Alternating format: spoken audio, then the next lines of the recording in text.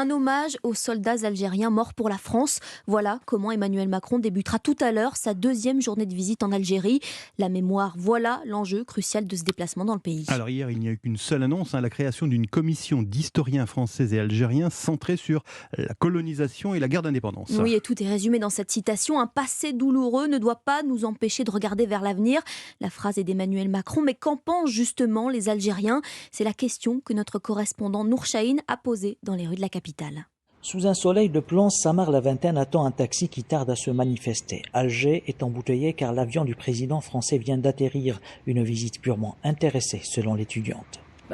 Macron, il n'est pas là pour les beaux yeux de l'Algérie, il est là pour le gaz, pour ses intérêts, pour les intérêts de l'Europe surtout.